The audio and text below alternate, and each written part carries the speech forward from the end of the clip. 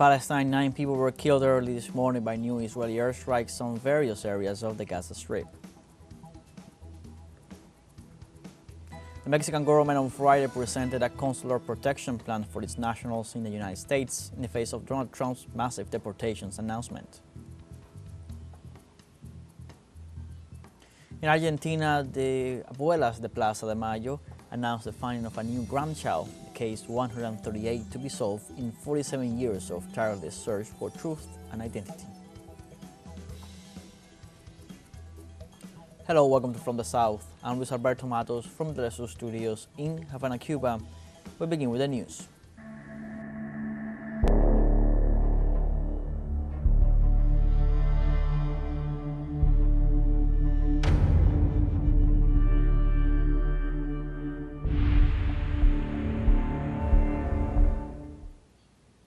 In Palestine, 9 people were killed early this morning by new Israeli airstrikes on various areas of the Gaza Strip. Rescue teams recovered the bodies of 9 victims, including children, and pulled out several injured from the rubble of a house belonging to the Al-Naami family in the Al-Maghazi refugee camp in central Gaza. The victims were transferred to Al-Aqsa Martyrs Hospital in the nearby city of Deir al-Balah. In addition, medical teams from the Palestinian Red Crescent evacuated several wounded to Nasser Hospital in Han Yunis in the southern Gaza Strip. These injuries resulted from artillery shelling and gunfire that targeted the tents of displaced families in the Mawasi area of Rafah in the southern part of the Strip. The World Health Organization denounced that the last healthcare center in northern Gaza was put out of service after an Israeli attack. The UN body pointed out that several floors were burned and destroyed after the Israeli strike. In this sense, WHO authorities asserted that the systematic dismantling of hospitals in Gaza constitutes a death sentence for tens of thousands of Palestinians in need of medical assistance. The organization also warned that 60 healthcare workers and 25 patients are in critical health condition, while the wounded were forced to evacuate the hospital. Continue to call on all parties to comply with their obligation to respect and protect in all circumstances medical personnel and medical units, including hospitals and health facilities. Kamal Adwan is one of the last, if not the last, hospitals that was operating in this part of Gaza. Sick and injured children are going into this hospital. We're going into this hospital to get treatment. Sick and injured men, women were also going there with medical personnel, risking their lives in some cases to continue to provide services to people who really need it. And this is why we continue to call for an immediate ceasefire in Gaza. We continue to call for the protection of all medical facilities in Gaza. The Israeli forces committed 2 massacres against Palestinian families in the Gaza Strip in the last 24 hours, killing at least 48 civilians. The Israeli attack left another 52 people wounded, while emergency teams are having difficulties in reaching and rescuing victims trapped under the rubble as the occupation continues to obstruct the movement of ambulances. Health authorities warned that the death toll will likely increase. Since October 7, 2023, occupation forces have killed 45,484 people and injured 108,090 others, most of them women and children. And in Yemen, Sana'a International Airport resumed operations one day after an airstrike by the Israeli occupation forces. Last Thursday, the Saudis army stated in a communique that it attacked infrastructure used by the Iranian-backed Yemenis at the airport of Sana'a, the seaports of Hodeidah, Al Salif, and Ras Kentib. According to the Yemeni Health Ministry, the recent Israeli bombings at the airport killed 3 people and wounded 30 others, while at the port of Al Hodeidah, 3 people were killed and 10 others were wounded. The airport's Director General Khaled Al-Shaif stressed that on previous occasions the site had been besieged by Israeli attacks and emphasized that operational staff are prepared to repair damage and find alternatives.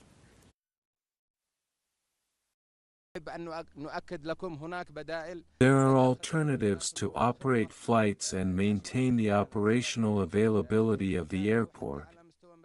This is not the first time the airport has been attacked, and we are ready around the clock to operate the terminal. repair the damage and find alternatives. And in South Sudan, thousands of people that had been forced to flee their homes in western Equatoria state following weeks of violence in the town of Tambura and its surrounding areas returned. The United Nations mission in South Sudan said that COM had returned to the area following the violence, which saw many of those displaced taking shelter near a temporary UN base. Meanwhile, authorities prepare a plan of action to control violence and the action of armed groups. Also, political parties and social movements in the region have reached an agreement to hold free and fair elections in 2 years. Senegal announced the forthcoming closure of all foreign military bases, especially French ones, as part of its general policy statement. Prime Minister Ousmane Sonko declared that the time has come for Senegal to manage its own defense and territory without outside influence. In 2010, a new political orientation began with regard to the foreign military presence in Senegal, especially the French military apparatus. Since then, the number of military personnel has been reduced from an initial 1,200 to recurring approximately 350. And in the United States, data showed that the number of homeless people rose to more than 771,000, the highest in the history of the country. In a statement, the Department of Housing and Urban Development said the number of homeless people in families with children rose to 259,473 this year, a 39% increase. The document also highlighted that the increase in homelessness is due to factors such as the lack of affordable housing, inflation, stagnant wage growth. In addition, the Department of Housing and Urban Development stressed that the health crisis and natural disasters have also had a negative impact on the situation. Now we have a short break coming up, but first remember you can join us on TikTok at teleSUR English, where you'll find news in different formats, news updates, and much more. We'll be right back. Stay with us.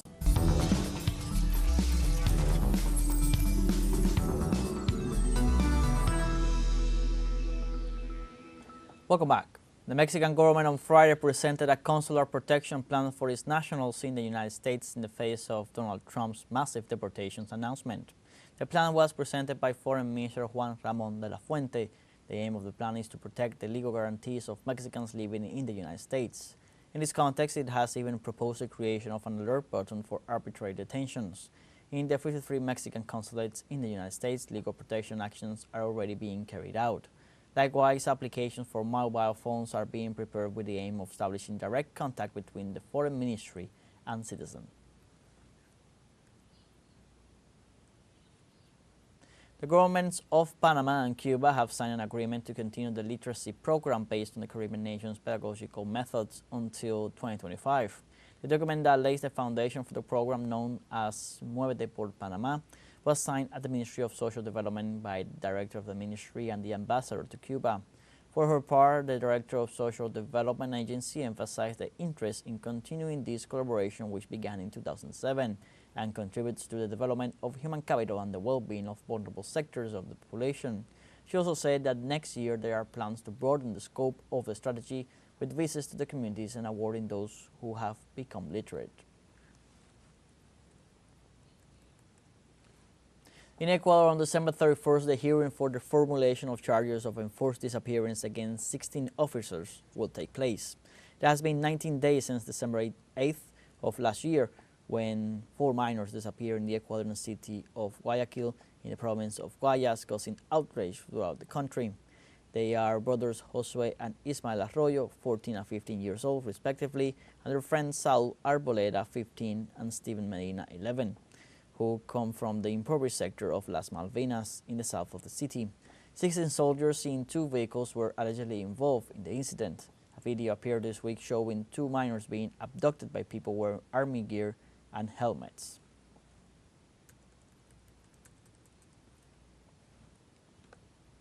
In Colombia, the Agricultural Institute declared a sanitary emergency in the department of La Guajira after confirming an outbreak of anthrax in a goat farm.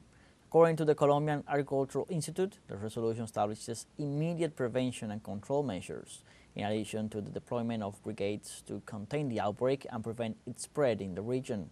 They also implemented sanitary fences, vaccination campaigns, and epidemiological surveillance in a radius of 5 kilometers around the affected area. In this sense, the authorities urge the population to avoid contact with animals suspected of carrying the disease, while reiterating their commitment to protect and preserve productive activities in the region.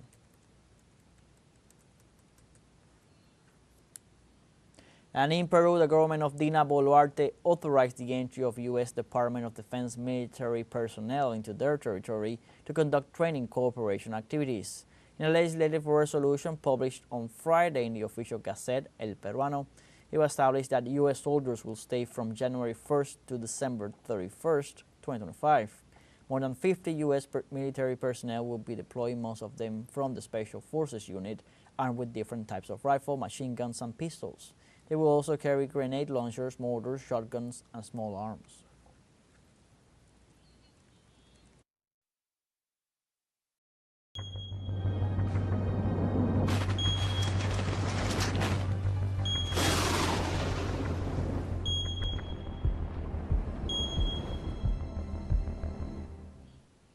Also in Peru, strong waves hit central and northern areas, forcing 81 ports to close and damaging dozens of ships. This Friday, several coastal towns in the regions of Piura and Tumbes in northern Peru were affected by strong waves that capsized dozens of boats and caused flooding in several streets near the ports. In addition, waves of up to 4 meters reached the coast of Callao, a port province next to Lima, where the water reached several squares. The National Emergency Operations Center announced that the ports will remain closed until January 1st, as the swells are expected to be light to strong. We now have a second short break coming up, but before we invite you to visit our YouTube channel at teleSUR English, there you'll be able to rewatch our interviews, top stories, special broadcastings, and more. Hit the subscribe button and activate the notification bell to stay up to date on the world's most recent events. Fun short break, don't go away.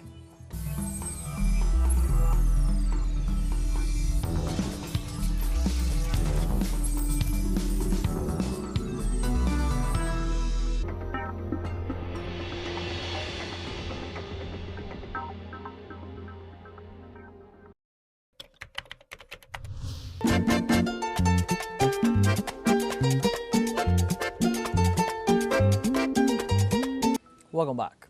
In Argentina, Abuelas de Plaza de Mayo announced the discovery of the grandson number 138 after 47 years of tireless search for truth and identity. During a press conference in the House for Identity of the Space for Memory and Human Rights, the president of the group, Stella de Carlotto, informed that this is the son of Marta Enriqueta Portero and Juan Carlos Villamayor, detained and disappeared during the civil military regime from 1976 to 1983. She also pointed out that Portale and Villamayor were militants of the Montoneros organization and were abducted on December 10, 1976 from their home when she was 9 months pregnant. Carlotto also denounced that denial of the crimes against humanity perpetrated during the dictatorship. Nacido en diciembre de 1976. Although late, with this finding, this crime is over. We have repudiated these crimes. That is why we call to continue to do so, and we want to all those people and donor institutions and state agencies that accompanied us during this 2024 to continue sustaining the search. Today we celebrate having found the grandson number 138, and we ask for the continuation of the work of the National Secretary of Human Rights, an essential tool for the defense of these unfortunate events. In Argentina, also members of social organizations gathered on Friday to protest massive layoffs in the country's Human Rights Secretariat. The protest was led by Madres de Plaza de Mayo and took place in front of the ESMA Museum on the site of memory, which was an illegal detention center during the dictatorship and is now a museum that houses government and NGO offices. In this sense, the layoff monitor of the State Workers Association informed that so far this year, the Secretariat has suffered more than 800 layoffs in key sectors for its proper functioning. Likewise, it was highlighted the notable reduction in human rights policies. Pero en un tiempo no muy lejano In a not too distant time, everyone will be impacted by the dismantling that the government is doing of each one of the public policies, and I tell you this. And I am going to put it in the example of the National Commission for the Right to Identity, which is part of the layoffs that the Secretary of Human Rights Alberto Bañez is making. Without the work of the Commission for the Right to Identity, today we would not have the news of the return of a grandchild stolen during the last dictatorship. The government of Argentina, headed by Javier Milei, decreed an increase in the minimum wage of 9.3%, a figure considerably still lower than inflation. According to reports, the figure is not enough to cover the basic food basket that a family needs in order not to starve. On December 26, the government issued a decree setting the minimum living and mobile wage at the equivalent of $296.800 pesos, $32 by March 2025, the lowest in the last 20 years. The unilateral measure taken by the executive came after the failure of negotiations in the Wage Council, which brings together union representatives and employers with the mediation of the states.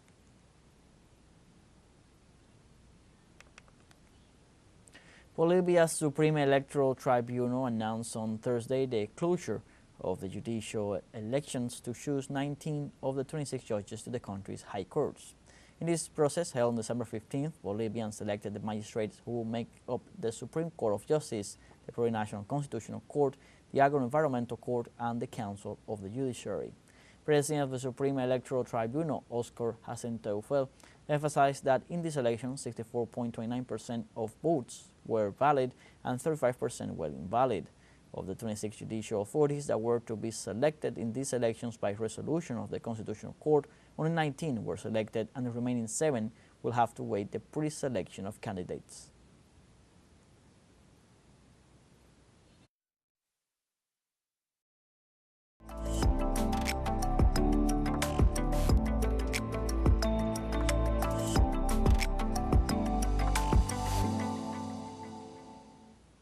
This December 28th marks the 129th anniversary of the first commercial exhibition of films produced by the Lumiere brothers in 1895 to showcase their invention of the cinematograph. In an earlier private screening on March 22, 1895, Auguste and Louis Lumiere projected what is often considered the first film in history, called The Exit from the Factory, 38 seconds long. After several presentations to scientific societies at the Sorbonne University in Brussels and other places, the first commercial exhibition was held in Paris on December 28, 1895, as the first paid screening, officially marking the beginning of cinema.